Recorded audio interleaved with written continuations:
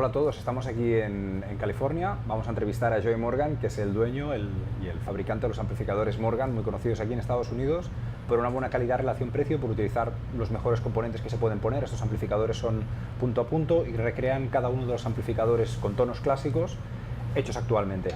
Hi Joe, nice to meet you. Hola, ¿cómo está? Muy bien. Dos tacos. ¿Dónde están los baños? And there's my Spanish. Okay, great. It's better than my English. Better. Okay, Right. We want to ask you about when do you start with the company and what is the idea behind that? Okay, great question. I started the company in 2009. Before that, I'd been building amps for myself, just for fun and to fit a need. I was at the time I was a church player, and I was playing at a lot of really large churches in Southern California, and I was going through a lot of gear. In a 3-year period, I went through 500 different amplifiers, just seeing what I liked and what I didn't like, and I had everything. I had I had a $10,000 two-rock and the $3,000 two-rock side by side, and I was like, okay, I like this, I didn't like this. Had all kinds of old vintage gear, and what I found that I really gravitated towards was single-channel, old-school amplifiers that just did what they did really, really well and didn't have a whole lot of bells, lights, and whistles, but just sounded great, like old Voxes, old Fenders, and Marshalls. And since I was a huge Vox fan, what I did is I built myself a 20-watt version of the original AC30 with the before they added top boost and before they had the vibrato channel. It was an EF86 channel, and it had a brilliant side and a normal side, and put a couple switches in so that I could give between the sounds that I wanted, and that worked for me. And then somebody came by the house who was a friend of mine. I was actually fixing one of the old hand-wired Chinese-made Voxes that had died on him, and he was going to play a South by Southwest, which is a big festival here, and he needed his amp. While I was fixing his, he played through the little prototype thing that I'd built that I was using for church, and he goes, "Man, this is the sound in my head." He goes, "I'll make me one of these," and that's really kind of the way I started. Didn't intend to build an amp company. Wasn't plenty of amp companies out there. We didn't need another one, but for whatever reason, people gravitated. They had the same sound that I did in my head, and we've just been slowly taking over our little chunk of the world, amp by amp. Wow, nice. And do you have any reference point when you start to making a new amp or a new design, or you mix between what you have in your head and you want to achieve? That's another great question. Yeah, the reference point is if you heard an old AC30, like a real old AC30, and I've been blessed to have gone through a couple of dozen of them. There's this sound, right? It's like when you hear Brian May, playing Bohemian Rhapsody. It's like, it's that. There's this thing.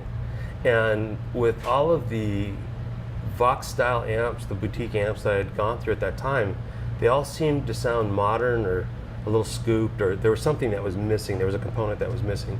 And for me, it was that mid-range sound. And that was the thing in my head that I needed to get right and get out. I think that's where my amp shined.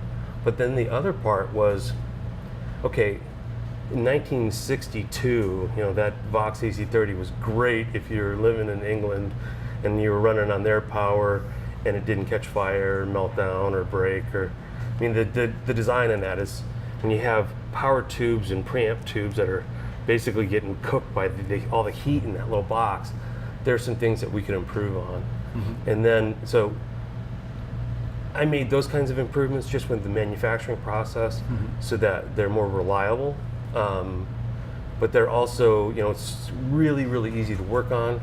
And then I started doing things like, one of the things that we have now that we didn't have in the 60s is, it used to be that they were trying to make amplifiers louder and louder and louder for bigger and bigger stages. Now with all the sound reinforcement we have, and with in-ear monitors, and now nobody wants loud, loud, loud, they want quiet, quiet, quiet. But you want to have that same tone. So what I do is I do things like I'm AC20. This is really the one that started it all for me. This is a power level knob, So what this does is it's kind of like a zoom lens for your amplifier. When it's all the way up, you're at about 20 watts, and when I scale it all the way back, I'm only about a quarter watt. But what it's doing is changing the power that's available to the output tubes. Doesn't change the power available to the preamp tubes. So as I scale that back and I change that power, the amp is still doing all the same work that it was doing at full volume. It's just it only has a quarter watt available to produce. So it doesn't change the way the guitar feels, doesn't change the way it works with your pedal board. Like in all the other amps that I've ever played with power scaling, if I scaled it back and then now I had to change all my settings, my pedal board and everything else, it drove me crazy. With this, you don't have to do that.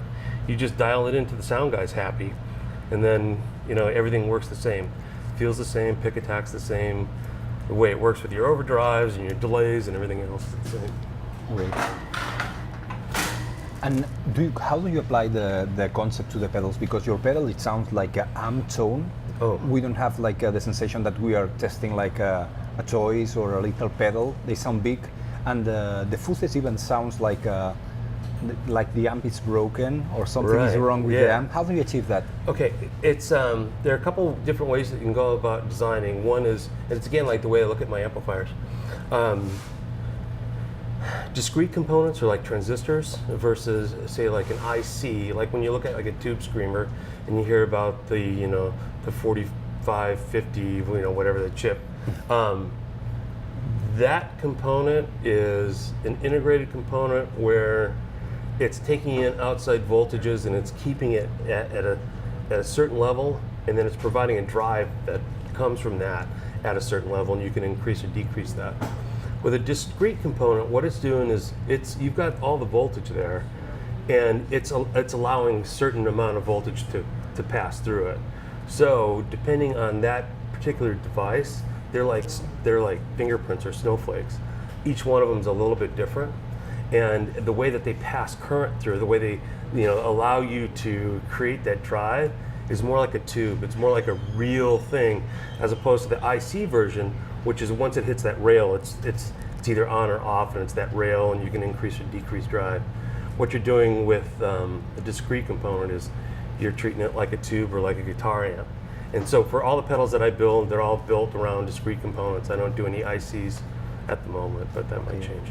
Great. Thank you very much for your time. It's a pleasure. Oh, my pleasure. All information, and nice, happy to see you again. Thanks for coming. See you. Appreciate it. Thank you.